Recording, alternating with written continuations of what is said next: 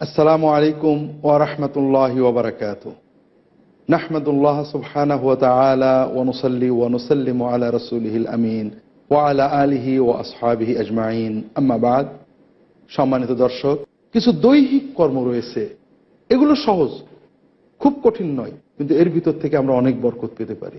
সকল দৈহিক কর্মের আগে রাসূলুল্লাহ সাল্লাল্লাহু আলাইহি ওয়াসাল্লামের শেখানো একটা ছোট্ট দোয়ার কথা বলি। এটা দৈহিক হলেও জিহ্বার জবানের কাজ, কিন্তু রাসূলুল্লাহ সাল্লাল্লাহু আলাইহি ওয়াসাল্লাম এটা শেখাতেন। আবু মালিক আল আশআরী রাদিয়াল্লাহু তাআলা আনহু বলছেন, সহিহ মুসলিম অন্যান্য গ্রন্থের হাদিস, যখনই কেউ মুসলমান হতো রাসূলুল্লাহ সাল্লাল্লাহু আলাইহি ওয়াসাল্লাম তাকে একটা দোয়া শেখাতেন, সবসময় পড়ার জন্য। ওযু প্রয়োজন না, গোসল প্রয়োজন না, সবসময় পড়া যায়। কি দোয়া? আল্লাহুম্মা গফিরলি ওয়ারহামনি ওয়াহদিনি ওয়ারযুকনি ওয়াআফিনি। রাসূলুল্লাহ সাল্লাল্লাহু আলাইহি ওয়াসাল্লাম পাঁচটা বিষয় চাইতে শেখালেন। আল্লাহুম্মা, আয় আল্লাহ, ইগফিরলি, আমাকে মাফ করে দেন, ইরহামনি, আমাকে রহমত করেন, ওয়াহদিনি, আমাকে হিদায়াত করেন, ওয়ারযুকনি, আমাকে রিজিক প্রদান করেন, ওয়াআফিনি, আমাকে সুস্থতা প্রদান করেন, নিরাপত্তা প্রদান করেন। দর্শক, ছোট্ট ছোট্ট কয়েকটা বাক্য মাত্র। আল্লাহুম্মা গফিরলি ওয়ারহামনি ওয়াহদিনি ওয়ারযুকনি ওয়াআফিনি, সব চাওয়া হয়ে গেল। আল্লাহ আমাকে মাফ করে দেন, আল্লাহ আমাকে রহমত করেন, আল্লাহ আমাকে হেদায়েত দেন, রিজিক দেন, সুস্থতা নিরাপত্তা দেন। আর কি চাওয়ার থাকে? এটা আমরা সবসময় জবানকে এই ধরনের জিকিরে ব্যস্ত রাখবো। এর পাশাপাশি সহজ কিছু কর্ম রয়েছে, করার চেষ্টা করব। আমাদের এই সব নফল ইবাদতের মাধ্যমে আত্মশুদ্ধির পূর্ণতা আসবে। এর ভিতরে আল্লাহ তাআলার প্রিয়তম ইবাদত হলো সালাত। সালাতের ফরজ যেমন রয়েছে, নফল সালাত রয়েছে। আমরা চেষ্টা করব অবসর পেলে কিছু নফল সালাত আদায় করার। রাসূলুল্লাহ সাল্লাল্লাহু আলাইহি ওয়াসাল্লাম যে কোনো সময়, নিষিদ্ধ সময় নয় এমন সময়ে কিছু নফল সালাত আদায় করতে উৎসাহ দিতেন। আস-সালাতু খায়রু মাওদু, সালাত হলো শ্রেষ্ঠ জিনিস। ফামান ইসতাতা ইকসির মিনহা ফালিকসির, যে যতটুকু পারে বেশি বেশি সালাত আদায় করবে, নফল সালাত। এক যুবক কাব ইবনে রাবিয়া রাদিয়াল্লাহু তাআলা আনহু রাসূলুল্লাহ সাল্লাল্লাহু আলাইহি ওয়াসাল্লামের খেদমত করেছেন। রাসূলুল্লাহ সাল্লাল্লাহু আলাইহি ওয়াসাল্লাম খুশি হয়ে জিজ্ঞাসা করছেন, কাব, তোমার কিছু চাওয়ার আছে? আমার কাছে চাও। চাওয়ার সুযোগ কে দিয়েছেন? রাসূলুল্লাহ সাল্লাল্লাহু আলাইহি ওয়াসাল্লাম। তিনি কে? আল্লাহ রাসূল এবং মদিনা রাষ্ট্রের প্রধান। যুবককে বলেছেন, সাল, আমার কাছে চাও, তুমি কি চাও? যুবক দুনিয়ার কিছু চাইতে পারতেন, আমার জমি লাগবে, চাকরি লাগবে, সম্পদ লাগবে, অথবা দুনিয়ার অন্য কোনো নিয়ামত চাইতে পারতেন, বিবাহ লাগবে, দোয়া করেন আল্লাহ তাআলা আমাকে অমুক কিছু দিক, তাও চাননি। যুবক, সচেতন যুবক, যুবক যৌবন নিয়ে ব্যস্ত নয়, যৌবন এবং জীবন নিয়ে ব্যস্ত। যৌবন জীবন সব শেষ হওয়ার পরে যে আখিরাত আসবে এটা নিয়ে ব্যস্ত। যৌবন তো শেষ হয়ে যায় 30-এ 35-এ, তারপরে জীবন থাকে। যে যুবক শুধু যৌবন নিয়ে মেতে থাকে, তার যৌবন উপভোগ করতে পারলেও জীবন উপভোগ্য হয় না, কষ্টকর হয়ে যায়। আর যে যুবক যৌবন, জীবন এবং আখিরাত নিয়ে চিন্তা করে, তার যৌবন উপভোগ্য হয়, জীবন উপভোগ্য হয়, আখিরাত উপভোগ্য হয়। ওই যুবক সচেতন যুবক।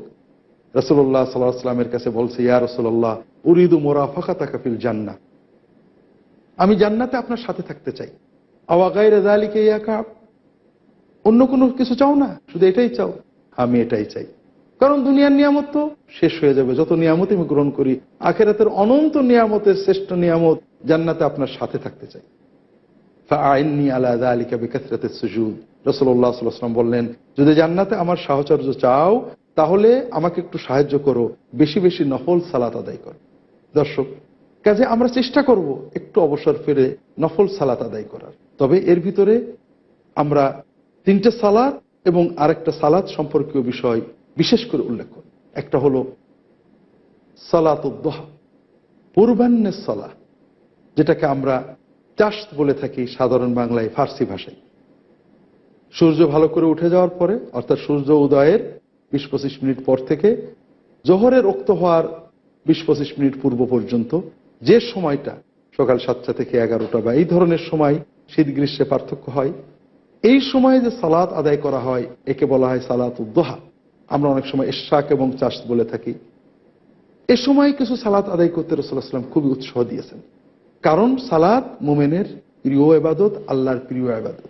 জোহরের অল্প কিছু পরে আসর, আসরের অল্প কিছু পরে মাগরিব, মাগরিবের অল্প কিছু পরে ঈশা। তবে ঈশার থেকে ফজর এবং ফজর থেকে জোহর বেশ দীর্ঘ সময়। এই দুটো সময়ে একটু বেশি সালাত আদায়ের জন্য রাসূলুল্লাহ সাল্লাল্লাহু আলাইহি ওয়াসাল্লাম উৎসাহ দিয়েছেন এবং এর ফজিলত বরকত খুবই বেশি।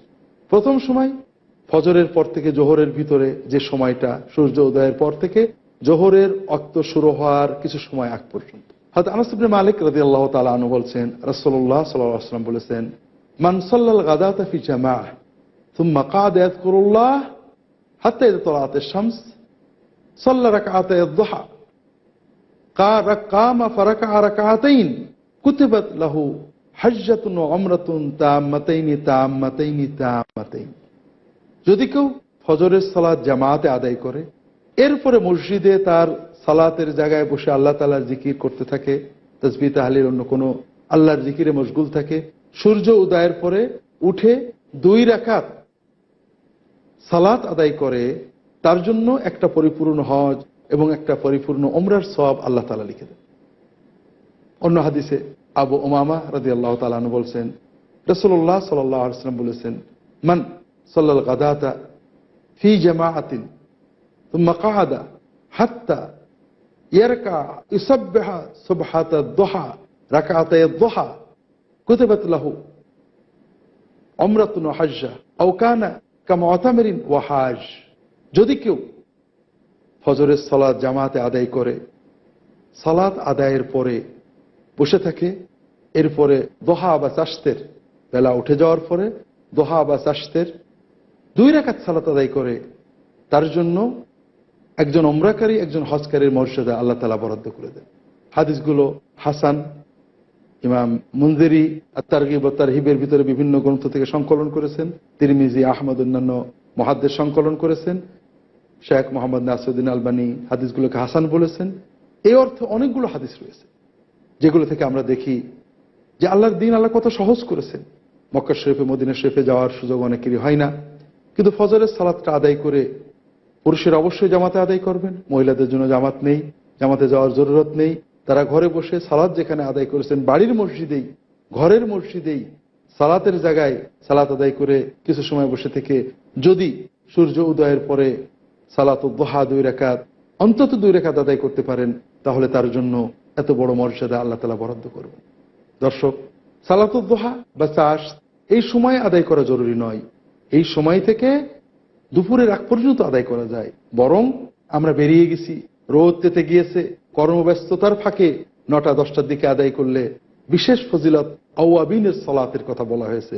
সালাতুল আওয়াবিন হিনা তারমুদুল ফিসাল, যখন বালি গরম হয়ে যায়, উটেরা বালির উপর বসতে পারে না, ওই সময়টাই যখন আমরা সালাত আদায় করব, সালাতুদ দুহা, চাশতের সালাত, তখন সেটা আওয়াবিনের সালাত বলে গণ্য হবে। আল্লাহর বেশি বেশি জিকিরকারী, আল্লাহর নেককার প্রিয় বান্দাদের সালাত বলে গণ্য হবে।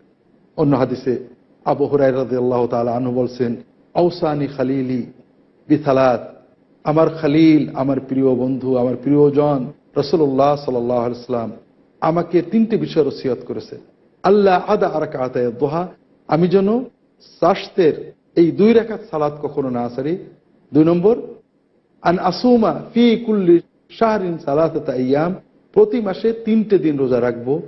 3 নম্বর, ওয়ান উতরা ক্বাবলা আন আনাম, ঘুমানোর আগে বিতির আদায় করে ঘুমাবো। অন্য হাদিসে আল্লাহ রাসূল সাল্লাল্লাহু আলাইহি ওয়াসাল্লাম বলছেন, মানুষ যখন সকালে ওঠে, আল্লাহ তাআলা তার হাত, অঙ্গ প্রত্যঙ্গ সুস্থ রেখেছেন। প্রতিটি অঙ্গ প্রত্যঙ্গ জোড় গিরার জন্য তার আল্লাহর পথে সদকা করা দরকার, কিছু না কিছু দান করা দরকার। কিছু দান করতে না পারো, তাসবিহ তাহলিল করো, আল্লাহর পথে ব্যয় করো, আল্লাহর জন্য মানুষের আল্লাহর পথে ডাকো, মানুষের ভিতরে সুসম্পর্ক তৈরি করে দাও, সবগুলোই আল্লাহর পথে দান বলে গণ্য হবে। তবে ইউজিজু আনহু রাকআতাদ দুহা, যদি কেউ 2 রাকাত দুহা সালাত, চাশতের সালাত আদায় করে, তাহলে এই যে দেহের জন্য যে শুকরিয়া, দান, সাদাকা, এটার জন্য এই 2 রাকাত সালাতে যথেষ্ট হবে। অন্য হাদিসে রাসূলুল্লাহ সাল্লাল্লাহু আলাইহি ওয়াসাল্লাম বলছেন, আল্লাহ তাআলা বলেন, ইয়া আদম ইকফিনি বিআউয়ালিন নাহার বিআরবা রাকআতিদ দুহা আকফিকা বিহা আখিরান নাহার। ইবনে আদম, আদম সন্তান, তুমি সকালে 4 রাকাত সালাতুদ দুহা আদায় করো, আমি এটা দিয়ে তোমাকে দিনের শেষ প্রান্ত পর্যন্ত চালিয়ে দেব। অর্থাৎ আমরা আশা করি কেউ যে 4 রাকাত সালাতুদ দুহা আদায় করেন, আল্লাহ তাআলা সারাদিন ওই সালাতের বরকতে তাকে হেফাজত করতে থাকবে।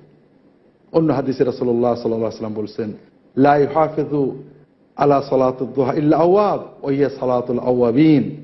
রাসূলুল্লাহ সাল্লাল্লাহু আলাইহি ওয়াসাল্লাম বলছেন, আল্লাহর প্রিয় নেককার, বেশি বেশি আল্লাহমুখী মানুষ ছাড়া এই দোহার সালাত সংরক্ষণ করতে পারে না। আর এটাই হলো আল্লাহর প্রিয় নেককার বান্দাদের সালাত। কাজেই আমরা সবাই চেষ্টা করব, আল্লাহ তাআলা আমাদের সবাইকে তৌফিক দিন, আমরা নিয়মিত না হলে যতটুকু পারি, যে কয়দিন পারি, সালাতুদ দুহা আদায় করব। এটা আমাদের আল্লাহর নৈকট্য অর্জনে, তাজকিয়া অর্জনে অত্যন্ত সহায়তা করবে। দর্শক, আল্লাহ তাআলা আমাদের ভালো রাখুন। ওমা তৌফিক ইল্লা বিল্লাহ ওয়া সাল্লাল্লাহু আলা মুহাম্মাদিন নবিয়্যিল উম্মি ওয়া আলা আলিহি ওয়া আসহাবিহি আজমাইন। আসসালামু আলাইকুম ওয়া রাহমাতুল্লাহি ওয়া বারাকাতুহু।